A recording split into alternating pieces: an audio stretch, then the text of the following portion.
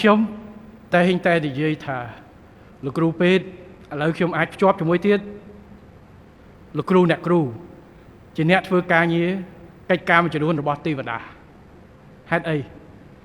បើសិនជាអ្នកទៅបន់ភាកច្រើនបន់ខ្ញុំឃើញមានរឿងអីផ្សេងតែបន់ភាកច្រើនតែពីរធំទី1បន់ឲ្យសុខភាពល្អអាយុយឺនយូរបន់ឲ្យម្ដាយខ្ញុំឪពុកខ្ញុំឈឺឲ្យជាទី2បន់ឲ្យខ្ញុំរស់ស៊ីមានបានប៉ុន្តែមានអ្នកខ្លះទៅបន់សុំឲ្យចាក់កន្ទុយលេខត្រូវមិនសូវមានបន់សុំឲ្យជោគជ័យការងាររបស់ខ្ញុំសូមឲ្យចឹងអញ្ចឹងទេវតាអាចផ្ដល់បានប៉ុន្តែវិធីសាស្ត្រធ្វើមានតែអ្នកជាក់ស្ដែងគឺលោកគ្រូពេទ្យនិងលោកគ្រូអ្នកគ្រូនេះ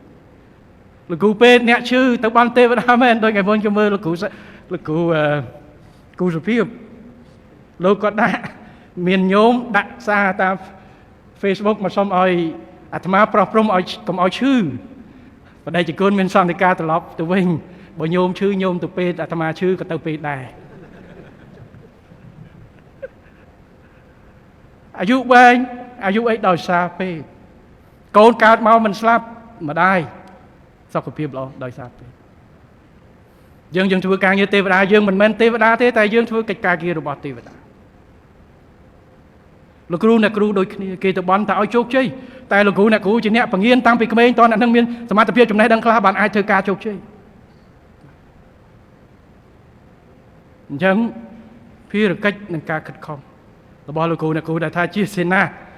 ឲ្យទេវតាធ្វើការងារទេវតាក្នុងន័យហ្នឹងអាហ្នឹងជាការចាប់អារម្មណ៍របស់ខ្ញុំព្រោះអ្នកទៅបន់វាច្រើនតែប៉ុណ្្នឹង